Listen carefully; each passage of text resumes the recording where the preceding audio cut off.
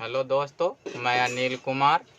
आप सभी का अपने चैनल में आप सभी का स्वागत है।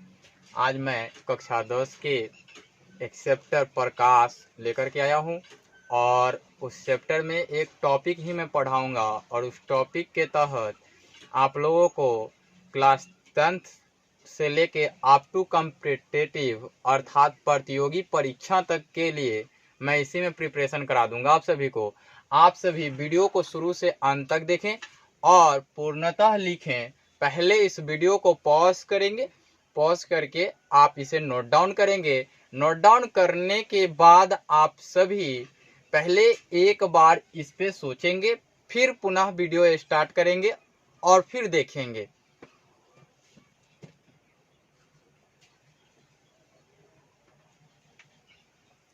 उम्मीद करता हूं कि आप लोगों ने पॉज करके उतार लिया होगा, लिख लिया होगा, नोट डाउन कर लिया होगा।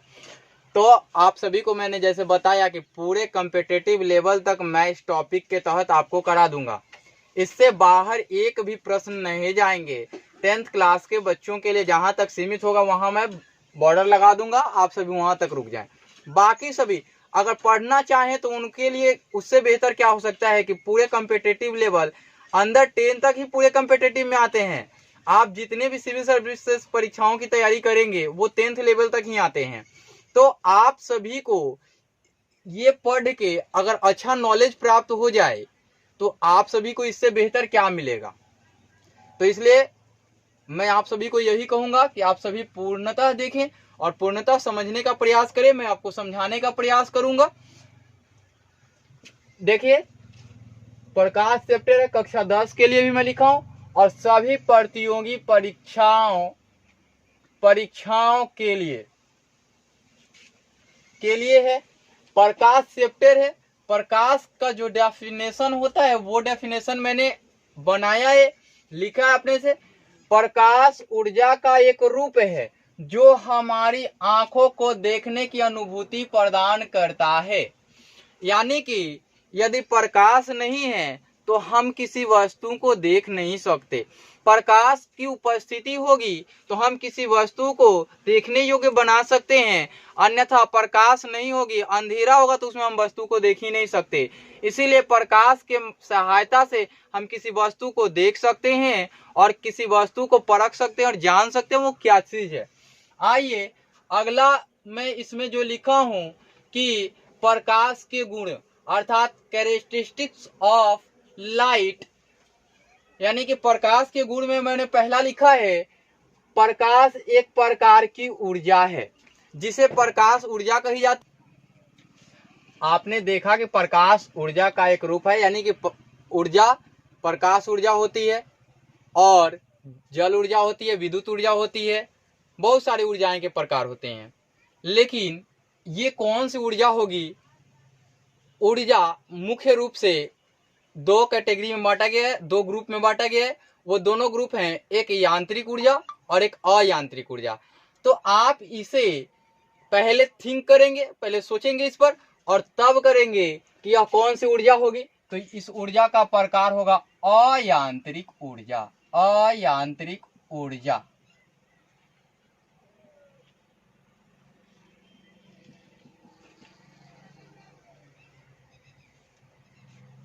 अयांत्रिक ऊर्जा। अब आप देख सकते हैं कि अयांत्रिक ऊर्जा होगा। उसके बाद प्रकाश ऊर्जा का एक रूप है। तो प्रकाश ऊर्जा किस रूप में संचरित होती हैं, ये क्वेश्चन बनेंगे। तो क्वेश्चन बनेंगे तो वो क्वेश्चन का मैं सीरीज भी लेके आऊंगा। पहले ये टॉपिक वाइज पढ़ लें। ये एक फोटोन के रूप में संचरित होते हैं। किस रूप में?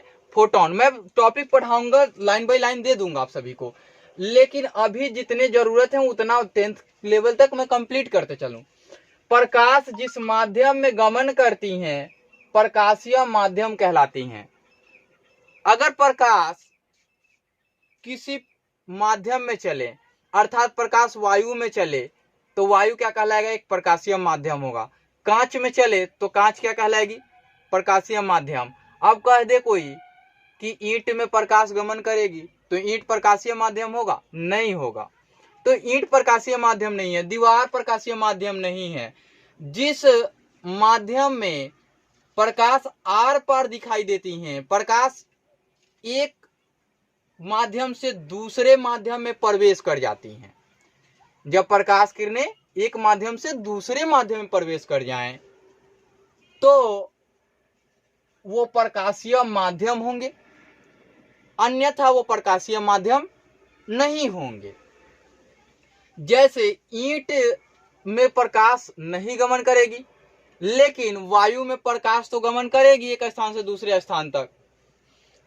उसके बाद प्रकाश निर्वात तथा द्रव्यात्मक माध्यम में भी गमन करती है। द्रव्यात्मक माध्यम क्या होता है? द्रव्य यानी पदार्थ होता है, तो पदार्थ वाली माध्यम में भी और निर्वात में भी। अब कह दिया जाए कि निर्वात किसको बोलते हैं भाई, तो निर्वात यानी कि शून्य में प्रकाश की चाल, निर्वात यानी शून्य में प्रकाश की चाल।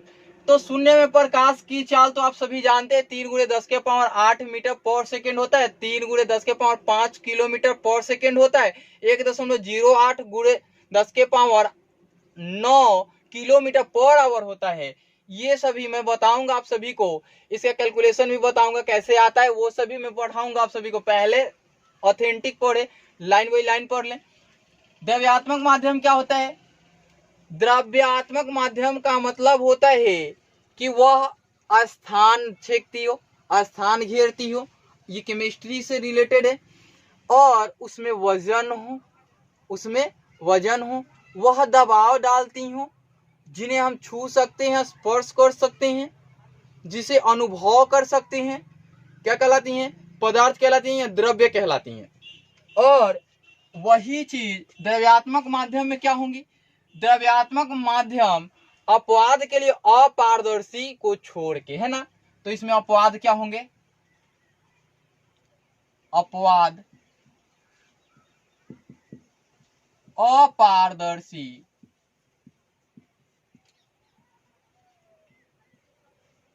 को छोड़कर।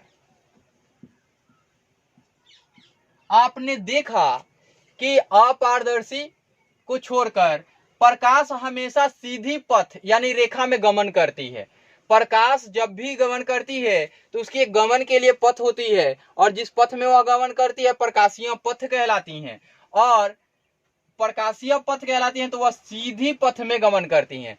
प्रकाश जिस मार्ग पर चलती हैं उसे प्रकाशीय पथ कहते हैं, और उस पथ में हमेशा वह सीधी रेखा में, सरल रेखा में गमन करती हैं। प्रकाश की गमन पथ प्रकाश किरण कहलाती है, अर्थात सरल रेखा में गमन करने वाली प्रकाश को प्रकाश किरण कहते हैं।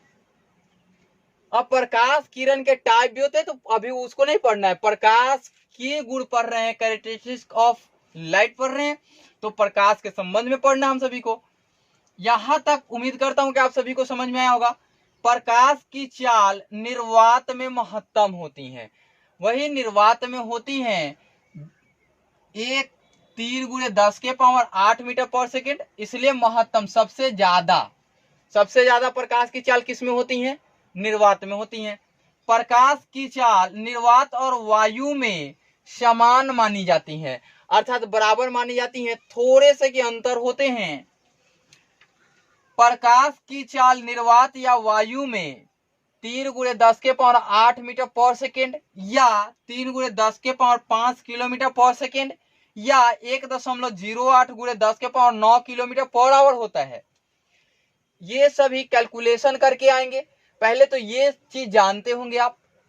तो देखिए 3 × 10⁸ मीटर को किलोमीटर में बदलने के लिए आपको 1000 से भाग देना पड़ता है, और किलोमीटर हो जाएगा, पर सेकेंड हो जाएगा। अब पावर 3 है, पावर 8 है, तो घटेगा, तो 3 × 10⁸ - 3 किलोमीटर पर सेकेंड हो जाएगा। 3 × 10⁵ किलोमीटर पर सेकेंड हो जाएगा। ये चीज होता है।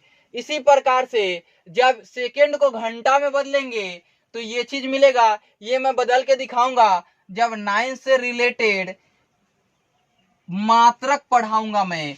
तो मात्रक पढ़ाते समय पढ़ा दूंगा, और ये सभी कॉम्पिटिटिव एग्जाम में काम आएंगे आप सभी को। मेरा जितना भी साइंस का हो, मैथमेटिक्स का हो, पूरा चीज कंप्लीटेड आपको सहयोग करेंगे कॉम्पिटिटिव एग्जाम में। आप सभी देखें, प्रकाश की चाल विभिन्न माध्यमों के नाम। प्रकाश की चाल वायु या निर्वात में प्रकाश की चाल 3 × 10⁸ मीटर पर सेकेंड होती है। अब आइए इधर मैं और भी लिस्ट लिखा हूं, माध्यम के नाम, प्रकाश की चाल, पुनः फिर मैंने माध्यम के नाम, प्रकाश की चाल लिखे हैं। तो मैंने यहाँ केवल निर्वात में महत्तम होता है तो कितना होता है इसको कैलकुलेट करके बताना था, इसीलिए लिखा था। अब आइए, प्रकाश जिस माध्यम को पार करती हैं उसी में प्रकाश की चाल ज्ञात की जाती है, अन्यथा प्रकाश की चाल अन्य किसी भी माध्यम में ज्ञात नहीं कर सकते जिसमें प्रकाश एक सतह से दूसरे सतह पे न पहुंचती हो। अर्थात किसी माध्यम के मध्य रख दिया जाए तो वह जिस माध्यम में से उस माध्यम में प्रवेश की और दूसरे माध्यम में फिर वही माध्यम हो तो उसमें पहुंच जाए, तभी उसके अंदर की प्रकाश की चाल आप ज्ञात कर सकते हैं, अन्यथा नहीं कर सकते हैं। तो आइए देखते हैं, बर्फ में प्रकाश की चाल जल की अपेक्षा ज्यादा होती है। ऐसा क्यों होता है? इसके कारण है घनत्व। क्या है? घनत्व है इसके कारण। तो इन सभी घनत्व के ऊपर भी मैं एक दिन चर्चा करूंगा, घनत्व भी बताऊंगा आप सभी को कि क्यों ऐसा होता है, क्यों ये इस प्रकार से हुआ। केवल आज इसमें चाल पढ़ाने इसलिए मैं चाल पढ़ा रहा हूं। बर्फ में प्रकाश की चाल कितनी होती है? 2×10⁻²9 × 10⁸ मीटर पर सेकेंड होती है। जल में प्रकाश की चाल 2.25 × 10⁸ मीटर पर सेकेंड होती है। किरोसिन में प्रकाश की चाल 2.08 × 10⁸ मीटर पर सेकेंड होती है। तारपीन में प्रकाश की चाल 2.04 × 10⁸ मीटर पर सेकेंड होती है। कांच में प्रकाश की चाल 2 × 10⁸ मीटर पर सेकेंड होती है। बेंजीन में भी प्रकाश की चाल 2 × 10⁸ मीटर पर सेकेंड होती है। क्राउन कांच में प्रकाश की चाल 1.97 × 10⁸ मीटर पर सेकेंड होती है। अब आप ये नहीं सोचिएगा कि सर एक चीज तो 2.2 वाला पार्ट इसके पहले, इन दोनों के पहले, कांच के पहले लिखा जाना चाहिए था, इनके पहले भी लिखा जाना चाहिए था। क्यों भाई? ये 0.8 यहां से यहां 2 है तो इसके पहले लिखा जाना चाहिए था अल्कोहल का, लेकिन मैंने नहीं लिखा। क्यों? मैंने इसलिए नहीं लिखा कि अल्कोहल हिंदी में भी वही चीज होता है और अंग्रेजी में भी वही चीज होता है। मतलब कि अंग्रेजी में भी अल्कोहल पढ़ते हैं और हिंदी में भी अल्कोहल पढ़ते हैं। उसी प्रकार से इसके आगे मैंने जितना भी लिखा है वो सभी Canada blossom, rock salt, carbon disulphide, dense flint glass और रूबी और सैफर और डायमंड हीरा, ये सभी चीजें यूज में ला जाते हैं। इसलिए मैंने इंग्लिश वाले के लिए स्टार्ट किया, प्रारंभ किया, जो ज्यादातर यूज में आते हैं। तो अल्कोहल के लिए कितना होता है? 2.2 × 10⁸ मीटर पर सेकेंड। कनाडा ब्लॉसम के लिए 1.96 × 10⁸ मीटर पर सेकेंड। रॉक साल्ट के लिए 1.95 × 10⁸ मीटर पर सेकेंड। रॉक साल्ट के लिए एक काफी इंपॉर्टेंट चीज होता है कि यहाँ तो विजिबल होगा, मैं बता दूं, यहाँ होता है 1.94805 इसी 8 को मैंने एक मान के इसमें जोड़ लिया है और इस पे रेकरिंग आता है, बार आता है, यानी कि पुनः यह रिपीट होता है, यानी कि ये रिपीटेड डेसिमल है, रेकरिंग डेसिमल है ये, है ना। तो आप सभी देख सकते हैं कि इसको मैंने कितना लिखा है, 1.95 क्यों लिखा, ये चीज आप लोग समझ चुके होंगे। कार्बन डाइसल्फाइड के लिए 1.84 × 10⁸ मीटर पर सेकंड होता है।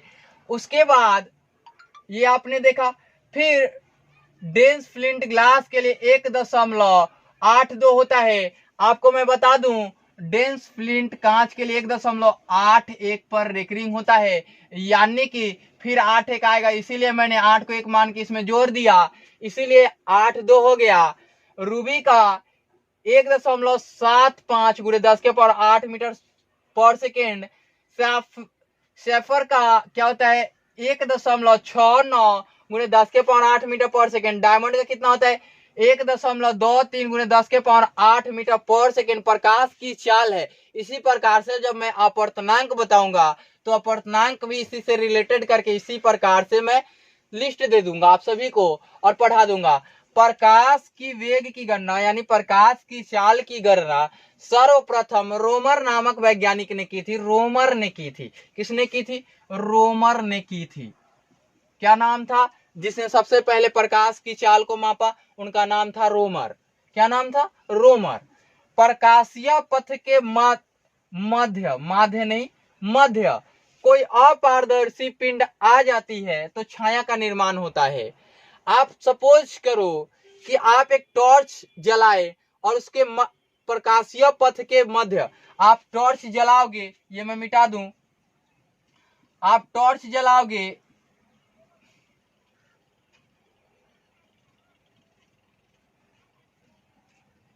तो इस प्रकार से होगी और इसके मध्य आप एक ईंट रख दो, ब्रिक रख दो, तो इसकी छाया तो बनेगी ही बनेगी। कि छाया बनेगी कि नहीं? तो छाया बनेगी। तो कोई भी अपारदर्शी पदार्थ आ जाए तो छाया बनना तय है। उसी के बाद मैं लिखा हूं कि प्रकाशीय पथ के मध्य कोई बिंदु के रूप की अपारदर्शी पदार्थ आ जाती है तो प्रकाश की विवर्तन की घटना होती है। कौन सी घटना कहलाती है? तो विवर्तन की घटना कहलाती है। यानी विवर्तन क्या होता है? जब प्रकाश किरणें एक पथ में चल रही हों, मान लिया कि ये प्रकाश किरणों का पथ है, ठीक है, और एक छोटी सी गेंद यहां रखी हुई है और प्रकाश किरणें आई, इस पे टकराई और इस प्रकार से मुड़ गई और मुड़ी और फिर अपने पथ में चली गई, फिर अपने पथ में चली गई और फिर इस प्रकार से आगे निकल गई। तो इसे क्या कहते हैं? इस घटना को विवर्तन कहते हैं। क्या कहते हैं? विवर्तन कहते हैं। प्रकाश पारदर्शी एवं पारभासी माध्यम को पार कर जाती है। पारदर्शी माध्यम को पूर्णतः पार करती है और पारभासी माध्यम को आंशिक रूप से पार करती है। अब आपको मैं बता दूं कि पार तो करती है लेकिन चाल बदल जाती है। तो कैसे मान लेंगे कि पूर्णतः पार कर जाती है? यहाँ एक विडंबना है, वो चीज आप समझने का प्रयास करेंगे। बताइए, कांच वायु में प्रकाश की चाल 3 गुणे 10 के पावर 8 मीटर पर सेकेंड थी। अब आपने यहां से कांच ले लिया और कांच में 2 गुणे 10 के पावर 8 मीटर पर सेकेंड। क्या प्रकाश की वेग पूर्णतः बराबर होती तब तो पूरी मात्राएं पार करती। प्रकाश की कुछ मात्राएं चाल में परिवर्तन क्यों होता है, ये सभी उनके पूर्णतः अगर उसी स्पीड से चले तो परिवर्तन नहीं होगी। अब देखिए, प्रकाश पारदर्शी एवं पारभासी माध्यम को पार कर जाती है, एक आंशिक रूप से एक पूर्ण रूप से। प्रकाश अपारदर्शी माध्यम को पार नहीं करती हैं। अभी मैंने बताया था कि प्रकाश किरणें दीवार को नहीं पार करेंगी, बेंच को नहीं पार करेंगी, ईंट को नहीं पार करेंगी। अगर एक आईना रख दिया जाए, आईना, तो आईना का एक सतह तो रंगा गया होता है पीछे से और तब इधर वाला सतह आपका प्रतिबिंब बनाता है, तो उसको भी रख दिया जाएगा तो वो प्रकाश की किरणों को पार नहीं करने देंगी, है ना।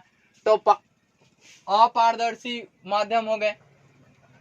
अपारदर्शी माध्यम से प्रकाश का परावर्तन होता है, अर्थात प्रकाश किरणें अपारदर्शी माध्यम से टकराएंगी तो परावर्तित होकर पुनः उसी माध्यम में लौट जाएंगी जिस माध्यम से प्रकाश किरणें गई थी। पारदर्शी माध्यम से प्रकाश का अपवर्तन होता है, अर्थात प्रकाश एक माध्यम से दूसरे माध्यम में गमन करती हैं तो अपने पथ से मुड़ती हैं और इस घटना को प्रकाश का अपवर्तन कहा जाता है। अब उसमें माध्यम की टाइप होंगी, एक तो होगा विरल और एक होगा सघन। इसके ऊपर मैं चर्चा कर दूंगा कभी। इस वीडियो में इतना ही रहता हूं। अगले वीडियो में मैं दूसरा इसी से रिलेटेड इसके आगे और भी जितने वन लाइनर बनते होंगे मैं लिखूंगा और आप सभी को दूंगा। इस वीडियो में इतना ही, फिर मिलता हूं अगले वीडियो में।